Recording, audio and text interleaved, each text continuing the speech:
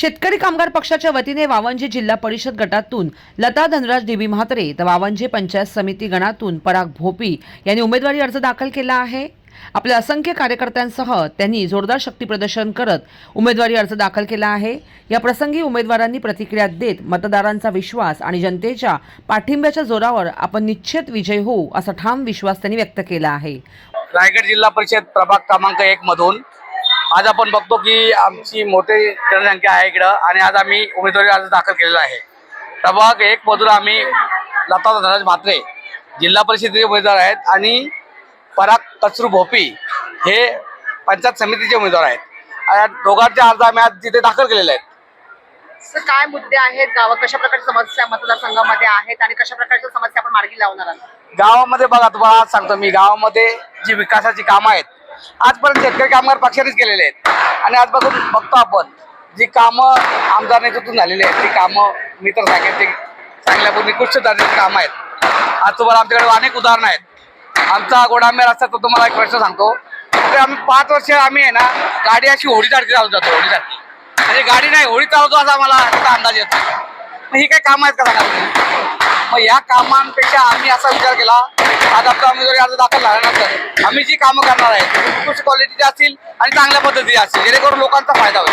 Sir, MID मध्ये रस्त्याचा विषय आहे, रस्ते आपण पाहिले असतात, काही दिवसांनी शहरीकरण तिथे झालेलं आहे, बरीचशी गावं तिथे आहेत ज्यांचं तर शहरीकरणामध्ये रूपांतर झालेलं आहे, तर त्या संदर्भात आपण त्या गोष्टी सातत्याने 5 वर्ष आपण बघतोय। आपण आता महापालिकेची निवडणूक झाली, त्या पालिकेमध्ये आम्ही 4चे 4 उमेदवार निवडून आले।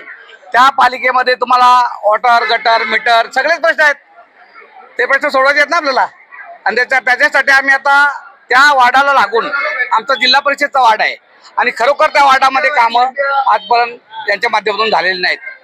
काय वाटतं, समोर देखील तगडं आव्हान आहे, कशा प्रकारची आव्हानात्मक निवडणूक वाटते आहे?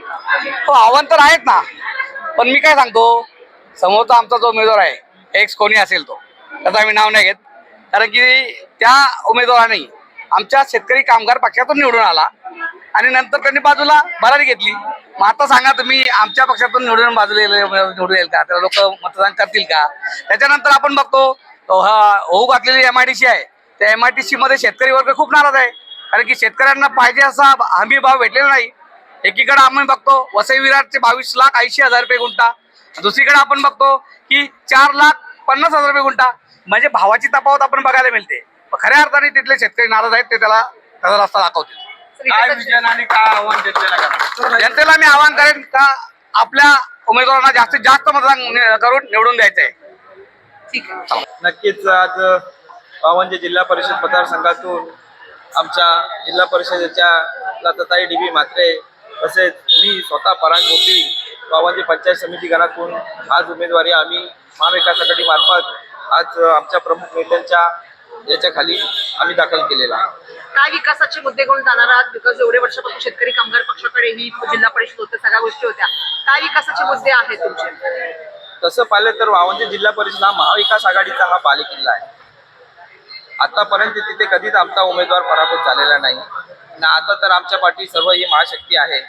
आमचे मित्र इम्रान शेठ आहेत, योगेश पाटील आहेत, महाविकास आघाडीचे स्थानिक लेवलचे कार्यकर्ते, तसेच आमचे AS पाटील साहेब, JR पाटील साहेब यांचं आम्हाला मोलाचं मार्गदर्शन आहे।